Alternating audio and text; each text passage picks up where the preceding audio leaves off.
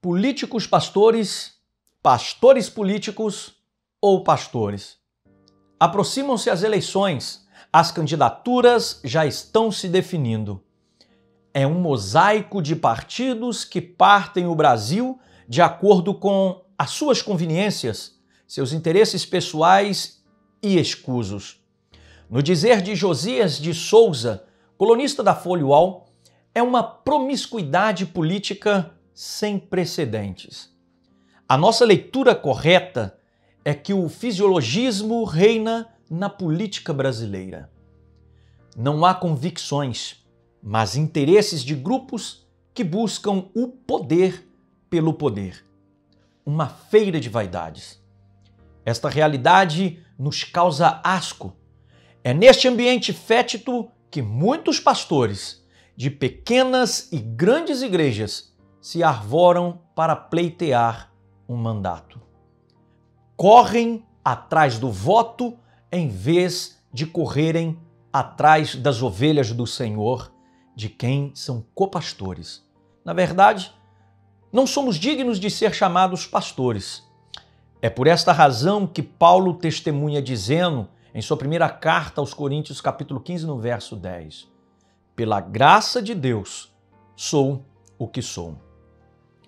Homens que foram chamados para cuidar do povo de Deus estão se embaraçando com negócios desta vida, contrariando o ensino apostólico de 2 Timóteo, capítulo 2, verso do número 1 ao 13. O texto é claríssimo. Não podemos dividir o ministério. Deve ser integral e exercitado de maneira íntegra. É neste contexto político que há políticos pastores. Como serão políticos na condição de pastores? Como pode haver conciliação? Sendo político, como será um pastor? Como cuidará de pessoas? Sendo ministério integral ou não, como se envolver com mais coisas sem prejudicar o ministério? Ao postular a política, deve-se deixar o ministério. Pastorado e política são como água e óleo, não se mistura. É muito triste a falta de discernimento tendo como motivação o interesse pessoal, a busca pela tietagem e poder. O político deve ser só político e nada mais. Deve cuidar dos interesses do povo que o elegeu. A política séria, fundamentada na ética, na justiça, no bom senso e no compromisso inadiável e inalienável com o povo, deve ser integral. O político deve se especializar naquilo que faz, buscar a excelência no exercício do mandato, deve cuidar do povo que o consagrou como legislador ou para exercer o poder executivo. A política não é para amadores, mas para pessoas preparadas, qualificadas em leis, gestão pública e ética em todos os níveis. É preciso ter senso do ridículo, admitindo seus erros e pedindo perdão à população. É necessário também refletir sobre o termo pastores políticos. Onde fica o ministério aqui? Quanta irresponsabilidade! Aquele que foi chamado pelo Senhor para a obra do ministério deve ter a consciência de sua vocação e do serviço para o qual foi convocado. Pastor é pastor. Ele é um profeta comprometido com a palavra da verdade. O seu vademecum é a Escritura, é a Sagrada Escritura, a palavra de Deus. Ele não se envolve com política partidária porque precisa ter isenção para fazer as críticas pertinentes para denunciar o erro à luz da palavra de Deus. Liderar a comunidade nas reivindicações e cobranças. Veja o que o Senhor diz através do profeta Ezequiel, no capítulo 34. Portanto, ó pastores, ouvi a palavra do Senhor. Tão certo como eu vivo, diz o Senhor Deus, visto que as minhas ovelhas foram entregues à rapina e se tornaram pasto para todas as feras do campo, por não haver pastor. E que os meus pastores não procuram as minhas ovelhas, pois se apacentam a si mesmo e não apacentam as minhas ovelhas. Portanto, ó pastores, ouvi a palavra do Senhor. Assim diz o Senhor Deus: eis que estou contra os pastores e deles demandarei as minhas ovelhas. Porei termo no seu pastoreio e não se apacentarão mais a si mesmo. Livrarei as minhas ovelhas da sua boca para que não lhes sirvam de pasto. Ezequiel capítulo 34, do verso 7 ao 10. O texto, meus irmãos, é muito claro quanto à negligência de alguns em relação ao chamado para pastorear, para serem pastores segundo o coração de Deus, como Jeremias nos escreve no capítulo 3, no verso 15. Pastores que enganjam em campanhas políticas, visando a sua própria candidatura e fazem conchavos para o seu próprio benefício, não estão aptos para o ministério. Lamento que haja membros de igrejas que apoiam tais obreiros. Estes pastores fazem dos seus incautos sua massa de manobra. Servem-se deles para os seus interesses e caprichos. Fazem de suas igrejas feudos. É impressionante o número de obreiros que controlam ferrenhamente comunidades eclesiásticas. Mandam e desmandam. Ameaçam. Usam mecanismos suspeitos. Fazem conchavos em suas próprias igrejas para apoiarem seus sonhos megalomaníacos. Não sou contra cristãos na política. Repito, não sou contra cristãos na política. Eles são necessários, pois devemos ser sal da terra e luz do mundo, como nos ensinou o Senhor Jesus Cristo. Mateus capítulo 5, verso 13 ao 16. Agora, pastores na política partidária é uma agressão violenta ao Evangelho. Na verdade, é um absurdo. Há tantas coisas excelentes para serem feitas, serem realizadas no ministério e o tempo é escasso. Há muitos irmãos desassistidos por obreiros que terceirizam o ministério. Temos como pastores um compromisso de amor com o Senhor e o seu povo.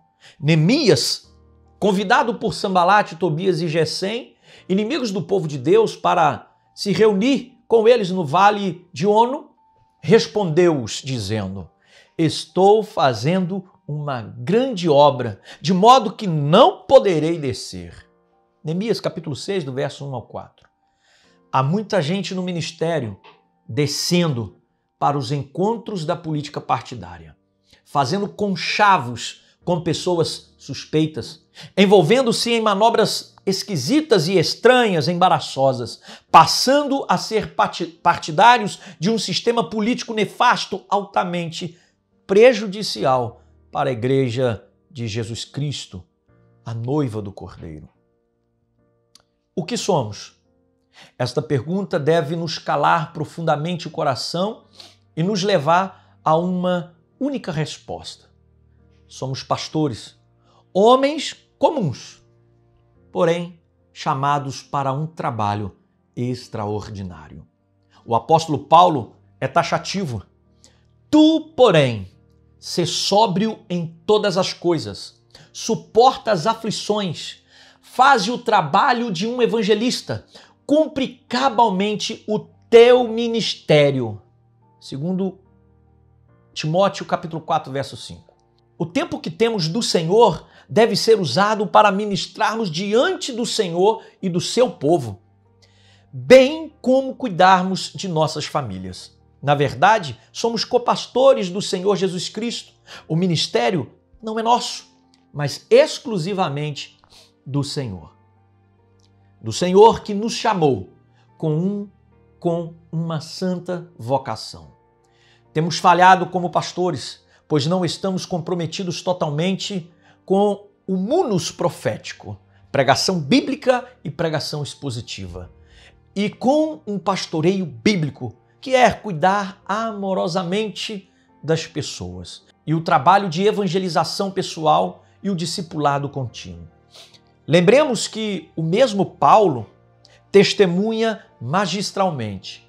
Assim, pois, importa que os homens nos considerem como ministros, ou seja, uperetes, criado, remador de baixa categoria, remador subordinado de Cristo e dispenseiros, que vem da palavra oikômonos, administradores, superintendentes do Senhor, do seu tesouro, aleluia, dos mistérios de Deus. Ora, além disso, o que se requer dos dispenseiros é que cada um deles sejam encontrado fiel. Pisto. A palavra é pistos, que significa verdadeiro, aquele a quem se pode confiar, digno de confiança, íntegro, honestíssimo. 1 Coríntios, capítulo 4, verso 1 ao verso 2. O texto, meus amados irmãos, é muito lúcido. Vocês e eu somos pastores apenas pela graça de Deus, pelo mérito de Cristo e porque por nós mesmos somos desqualificados para a envergadura da vocação-missão. Então, pastores na política partidária é um desperdício. É uma agressão ao chamado de Deus. Elaborar em erro e elaborar em um terreno estranho e árido. É neste terreno que ocorrem as quedas espirituais, emocionais e morais. Além disso, a política partidária fisiologista é uma escola onde as pessoas aprendem a ser artificiais e altamente pragmáticas ou utilitaristas. Que tenhamos coragem, intrepidez e ousadia para que, dos púlpitos de nossas igrejas, denunciemos os pecados dos políticos, a irresponsabilidade, a corrupção, a imoralidade e os interesses meramente pessoais, utilitaristas e egoístas de tais políticos. A igreja não precisa de políticos pastores. Repito, a igreja não precisa de políticos pastores, nem muito menos de pastores políticos, mas apenas de pastores. Pastores comprometidos com o caráter do Senhor Jesus Cristo, com a missão que Ele nos legou e vai nos cobrar quando voltar. Valo-me das palavras do profeta do século XX, A.W. Tozer, que diz assim: a igreja, neste momento, precisa de homens prontos a gastarem-se no combate das almas. Tais homens estarão livres, libertos das compulsões que controlam os mais fracos, da concupiscência dos olhos, da concupiscência da carne e da soberba da vida. Eles não serão forçados a fazer coisas sob pressão das circunstâncias. A sua única motivação virá de dentro e de cima. Esta qualidade de liberdade é necessária se queremos ter, de novo, profetas nos nossos púlpitos em vez de mascotes. Estes homens livres servirão a Deus e à humanidade por motivos demasiados, elevados para serem comprometidos pelo povo comum e que se arrasta hoje para dentro e para fora do santuário. Eles não tomarão decisões com base no medo. Não seguirão qualquer rumo só para satisfazerem um desejo. Não aceitarão qualquer serviço por razões financeiras. Não.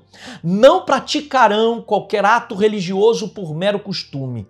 Nem permitirão a si mesmo ser influenciados por amor da publicidade ou pela ambição de uma boa reputação. Livro A Procura de Deus, editora Betânia, Minas Gerais.